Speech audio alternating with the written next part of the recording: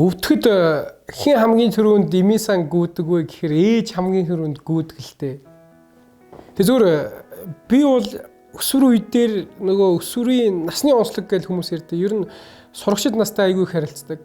Сурагч нар тэгж би ингээд танаас ийм талаар зөвлөгөө авах юм аа гэд над руу айгүй их бичдэг. Тэгээ би тэр хүмүүст бол айгүй энгийнээр хэлдэг. Миний зөвлөнө гэж ер нь юу вэ тийм бохгүй хамгийн энгийн. Чамд аав ээж чинь байгаа. Аав ээжсээ зөвлөгөөгөө аваарай гэд. Тэгэнгүүт хэлдэг.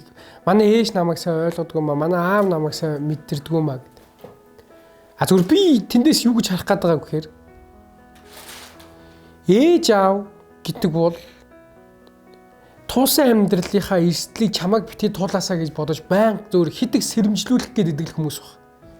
А тэрийг нь бид юу гэж ойлгодгоо гэхээр ээж ингээ үгэлдэг дандаа болохгүй талаас нь хардаг аав ч тоо хэцүү гэж хардаг. Гэтэ хамгийн гоё мөчүүд дандаа л эцэг хий хариудаг. Чамайг өвдөхөд, чамайг ядархад, чамайг оройтход. Тэгээ намайг хамгийн анх хэлтэх хурцдраар хичээлж байхад нэг охин шүдний өвчин гэдэг сэдвээр ихтгэл хэлэлцүүлж ирсэн. Тэгээ би шүдний өвчнөө санаад байна. Өвдөхөд айгүй хэцүү байдаг. Тэр охин юу гэж ихтгэлдээ хэлж ирсэн бэ гэхээр миний аав 3 жилийн өмнө өвдөлцсөн юм аа. Гэхдээ би аавыгаа орой болгон дахиад над руу залгаасаа гэж босдог. Оройтхонд минь санаа зовоод залгадгийн тухайн үедээ би яршигтай юм гэж боддог байсан боловч өнөөдөр би тэрийг санаж байна гэж. Бид нар байхгүй зовлон мэдгүй. Байгаагийн жаргал дашуурж байгаа хүмүүс л. Тэгэхээр эцэг хийгээ амьд дээр нь хайрлаарай гэж би нийт хүүхэд багчуудаасаа бас гуйхаж байгаа. Тэд хизээш та эдээс намайг ингээд үг надад ийм зүйл хийж өг гэж хүсдэггүй байх. Харин чамайг зөвхөн болгож төлөвшөөхий чинь тулд асар их үгэлдэг, асар хичээл зүтгэл гаргадаг. Хоошоо хонолохгүй, хоёр идүүлэхгүй гэж яаж хичээд зүтгэсэн гин өнгөрсөн амьдралын тэдний туулсан тэр партатай зам харуулдаг. Харин бид бол бүгдийг айгүй амархнаар сандаг. Ер нь хүнийг ээжээс нь илүү хайрладаг хүн гэж хаана вэ?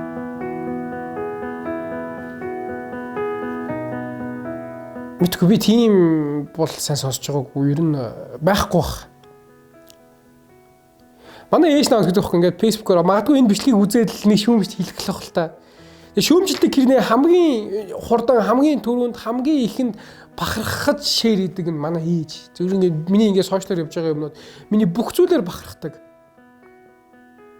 Гэхдээ тэнд хамгийн дотны шүүмжлэгч биш шүү дээ.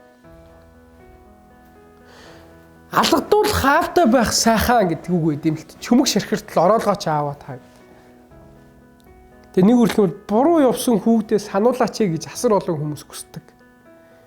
Чамайг буруу явах гэдэг тэр хүмүүс сануулж эхэлдэг. Тэгэхээр хүүхэд багчууд маань эцэг хийгээ залуучууд бид ч гэсэн эцэг хийгээ амьд дээр нь хайрлах хэрэгтэй юм шиг. Амьд бурхад гэдэг нь.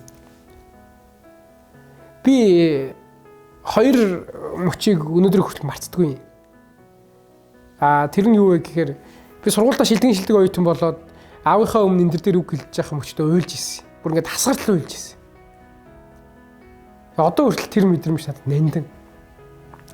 Дараа нь саяхан 2020 онд дэлхийн аврах шалгаруулах мэтгэлцээний тэмцээнд оролцох гээд явж явах ээжийн харц надад мартагддаггүй. Тэгээ юу гүгүүлэхийг одоо жишээ нь би бол одоо үгээр хэлж мэдэхгүй л байна л та. Зүгээр тэр харц, тэр хайр, тэр инрэл ер нь их хүүхэд хоёрын хайрыг үгээр илэрхийлж болдгоо байх. Тийм нандин, тийм агуу хайр байдаг. Тэгэхээр ээж гэдэг амьд бурхан, аав гэдэг амьд энэ ачлалын тэнгэр юм шиг байна. Энэ хүмүүсийг хайрлаж авах хэрэгтэй. Тэгээ манай залуучууд харамсалтай хүүхдүүд ялангуяа өсвөр үеийн залуучууд маань хүүхдүүд маань юм л бол ээж автгаа хэрэлдэг гэдэг. Одоо ерөнхийдөө ийм индипендент байдал айгүй ихсчээд байгаад би айгүй их имзгэлдэг. Тэрний юу гэхээр ингээд өмнө нь бол Монгол гэрт бид нар ингээд амьдардаг бие биентэйгээ ингээд яг нэг тогооноос хоол өслөө те Монгол гэртээ тоглож өсдөг. Одоо гэтэл өрөөндөө орчдөг. Хаана юу хийж байгааг нь мэддэхгүй. Тэгээ захим орчин тусгаарлцдаг. Уцаа аваад алга болчдөг. Амьд харилцаа байхгүй. Ээж аваагаа бүрэн ойлгодгүй. Магадгүй тэрнээс нь болоод ээж аав нь ч хүүхдүүдийг бүрэн ойлгодгүй ийм цаг үе ирж байна. Харахгүй ч өрөөндөө хаалгаа агаад хоол идэхдээ бие засахтаа гарч ирж байгаа. За тэгээ бусад мөчд өрөөндөө байгаа хүүхдтэй хин яаж харилцах юм. Тэгээд яг ийм одоо тусгаарлагдсан байдал биднийг яг ийм байдал бид өөрсдөө орж эхэлж байна. Тэгэхээр ээж автайгаа илүү их цагийг хамтдаа өнгөрүүлээрэ. Тэд бол бидний амьдралд байж хамгийн том инфлюенсерүүд, жинхэнэ инфлюенсерүүд чинь тэд. Тэрнээс биш Instagram дээр 100k фолловтой таны сториг нь үздэг хүмүүс биш. Таны дагаж шүтэж биширдэг хүмүүс биш. Таныг зөв яваасаа, зөв амьдраасаа, миний хүн мундаг байгаасаа гэж бодож өглөөний нарнаас жаргах наран хүртэл сэтгэлдээ тээж явдаг хүмүүс таны хувьд хамгийн том нөлөөлөгч нар байгаасаа. Та тэднийхээ үгийг үнцэнтэйгээр сонсдог байгаасаа. Алга усныхан дараа дурсаад нэмэргүй шүү дээ. Айгүй олон хүмүүс хүүхдүүд байдаг. Ээжигээ санаж ийн. Би тухайн үед ээжтэй тэгж хэлж чадаагүй. Тэгэд амьд бурхан ээжээ аваагаа хайрл, харин үлдсэн хүмүүсийн хувьд бол тэднийхээ төлөө мөнхөд хичээж амьдраарай гэж л. Ээж аав гэдэг бол югаар цөлж болохгүй үнэтэй зүйл юм шүү залуучуудаа. Мяа өдрүүд гэх юм бол айгүй хөвгөлтөд дурсамжууд санаанд орж ирдэг.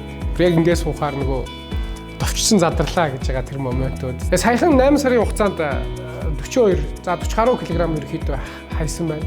За нэг 10 ил хайчаад за 15 болохыг 20 болохыг. Би муу сурагч бол байсан баг. Гэтэ би муу хүүхэд бол байгаа.